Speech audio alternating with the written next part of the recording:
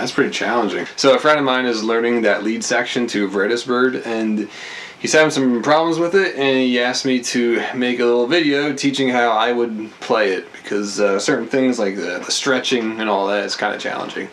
So I'm going to separate this into two parts. The first part is going to be basically teaching you how to play this from the standpoint of like how you're supposed to play it, basically.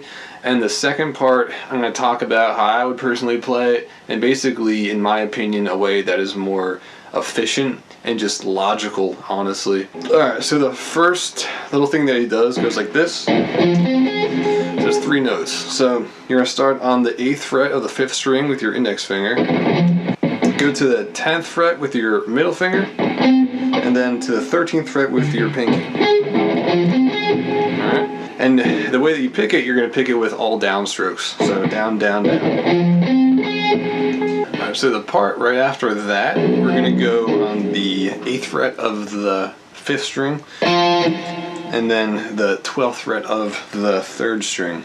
And we're going to do 2 down strokes. So that's going to just sound like this. And then the part right after that, we're going to do some alternate picking. So we're going to go to the 11th fret of the 4th string, and then we're going to go to the 10th fret of the 5th string, and then back to the 11th fret of the 4th string. And we're going to alternate pick, so that's going to sound like this. So in order of notes for those things I just played, it's going to go down, down, and then up, down, up. So, alright. And then the whole entire first part, I'll play that right now.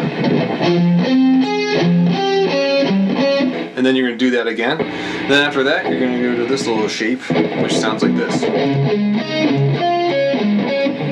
So it starts on the 9th fret, 6th string, and then 11th fret of the 5th string, and then 13th fret of the 4th string. Again, all down picks. And then back to the 9th fret, 6th string, back to the beginning. Then you're going to go up to the 3rd string on the 10th fret with your middle finger, and then to the 11th fret, 4th string, ring finger, and then to the 11th fret of the 5th string with your middle finger. So, and then back to the 11th fret of the 5th string. That's how that sounds. And then those, again, it's kind of like the same pattern every time. So those notes, the 11, 11 right there, you're alternate picking, just like you did the last time. So this time, as far as the picking goes down, down, down, down again, down again, and then you're going to alternate pick. So you pick upward, down, and then up. So the whole thing goes like this. And then the part after that, it just goes right here. It's kind of like a power chord shape from the 6th string, 6th fret, and then with your index finger. And then this part, I would use my ring finger on the 8th fret, 5th string, and then I would use my pinky on the 8th fret of the 4th string. So, and then back to the 6th fret, 6th string, and then I would go up to the 11th fret of the 4th string, and then 10th fret of the 4th string, and then 8th fret of the 4th string, and then 10th again. So that whole thing goes like this. So that's just all alternate picking with that one. The power chord shape thing, again, you're just doing down picks. So. And then when you go up to here, alternate picking. So the whole thing goes like this. I'll play it a little slower. I'll just play it once, because just so I don't repeat it 4 times, because you already know how it sounds.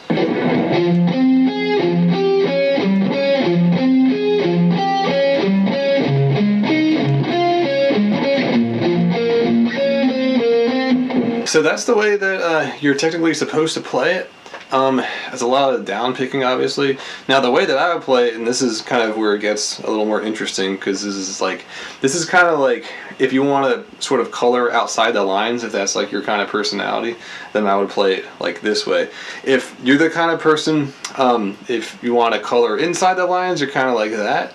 Then as far as the stretching goes, because my friend was talking about the part with the stretching, which is, it goes from the 10th fret to the 13th, this part, that's the part that was particularly challenging for him.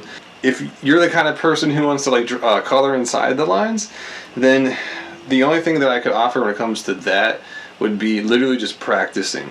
So like stretching obviously is a hard thing for like all guitars pretty much, but it's just the more you practice at it, the better you get.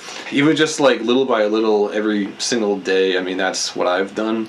You definitely don't want to try to like force it, because I've done that before and it's just not good, because you can end up hurting yourself. Even just making little exercises that you can practice every day like consistently, but not to the point where it hurts, obviously. Like if it's too big of a stretch right now, then definitely just kind of work up to it, and that'll just take some time. Another tip that I have that I've discovered is if you hold the guitar differently, it can actually help. So like I was just holding it on my hip kind of, but if you hold it sort of in the classical position, it can be easier to reach those like the higher frets, or it can be easier to sort of just stretch your fingers like that.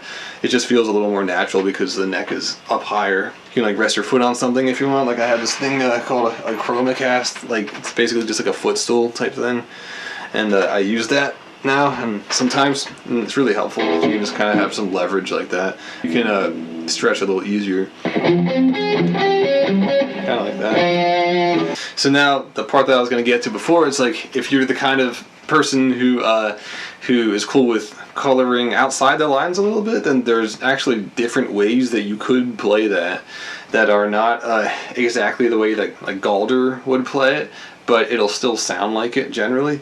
And so if you don't want to play like that, or if let's just say like you cannot stretch like that for some reason, you practice and you just can't do it, then there's different ways to play it. So the 13th fret right here, I mean, that note is obviously right here. So you could technically play that there instead on the, it would be the 9th fret of the 2nd string, like this. You would have to just go to the 12th fret here, or you can go to the 8th fret of the 2nd string. Again, it would involve some string skipping, so then it's like, you kind of got to choose your battles, I guess. It's like, I'm not sure how good you are with string skipping and stuff like that. But let's just say you're good with string skipping, then that could be something that you want to do, given the idea that you're okay with playing it in a way that's not necessarily like technically the way that you're supposed to or whatever, but it's still going to sound like it, like 99%, you know what I mean? Like the only difference with these higher strings, it's going to sound slightly different just because it's going to be like a slightly higher frequency because it's, you know, a thinner string. That's basically going to be the only difference. So if you're cool with that, then that's definitely going to be easier as far as stretching. But then, yeah, you have to get used to the string skipping if you're not used to that. If you're not used to that, then it's going to be another thing to kind of practice. And I mean, in my opinion, we should be able to play anything ideally. So I think we should all be practicing both string skipping and stretching. But I mean, if one of those things is easier for you, either string skipping or stretching, then you can just go with that if you want. And if it doesn't bother you that it's like a little different than how he plays it.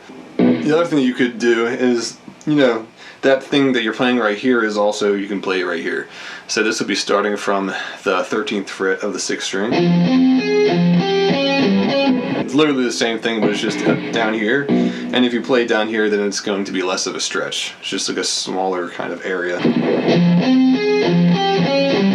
So the other thing I wanted to get to, which is like, it's not exactly related to the stretching, but it's related to the idea of basically playing that in a way that, in my opinion, is just more efficient, is that Galder does downstrokes a lot in that whole riff. But if you wanted to play in a way that was a little more efficient, a little more logical, in my opinion, you would use a lot more upstrokes, basically. So like the first thing that you do, what I would personally do is I would go down, down, up instead. I would go. So that way when you hit this first note again, it's like you're naturally in alternate picking kind of flow as far as your picking hand, so then you would go like this. If you want to look at my picking hand. So it just feels more natural. That's actually, in my opinion, like, it feels like the technical way that you would do it if you were speaking in completely just technical terms. As far as just efficiency, that's how you would do it. And that's actually easier in my opinion, because your hand is already sort of in this motion where it's like ready to go back down, so you don't have to like sort of reposition and do another downstroke, you know what I mean? And the next one would be down, down, up, then down, and then after that would be up, and then up again, and then down, up again. So now we're kind of like doing a little economy picking, you know what I mean? So we're almost like a sort of arpeggio or a sweeping type of picking. We're going down, down instead of alternate picking. And in this way, it would, again, it's just based on efficiency. This would actually be the logical way of doing it, in my opinion. And then back down to here. Again, it's down, down, up, down. And then after that, it would be up, down, up. So kind of going with nature almost, like going with just the way that your hand wants to go as far as like alternate picking, but then also taking advantage of the economy picking in these little parts like right here. But then the other thing is that if you do it that way, then it's not going to sound like 100% like Galder, because when you do the down picking, it does create like a slightly different tone. So when you do up pick, it's like a slightly softer tone. When you do a down pick, it's like a slightly more aggressive tone, and it's going to actually sound more consistent. So I guess the point is, like, if you want to sound just like Galder, if that's really important, then it would really just be a matter of practicing that. Like, I would say just doing it really slowly and then building up to it. But if you're cool with doing it a little differently, and in my opinion more efficiently, then it might sound like 1% different. But I mean, honestly, like, if you were to play the way that I just showed you, the way that I would play, and like I had a blindfold on, I probably wouldn't be able to tell the difference. It's, you know what I mean? It's like you would have to be like a super expert of this riff and be like, oh man, yeah, I can tell the difference. You didn't downpick or whatever. It's like the vast majority of people would not notice. And it would literally just be easier that way, in my opinion. Alright, man, so I hope that was helpful and helped to address the problem that you were having with the whole stretching thing. Just let me know. It is 12:30, so I'm a little tired, so I'm glad I got through that. So I post new performances and guitar-related tips for everyone else who's watching. So if you're interested in that, then definitely consider subscribing, because I post new stuff every single week. Alright, I'll see you later. Have a good one.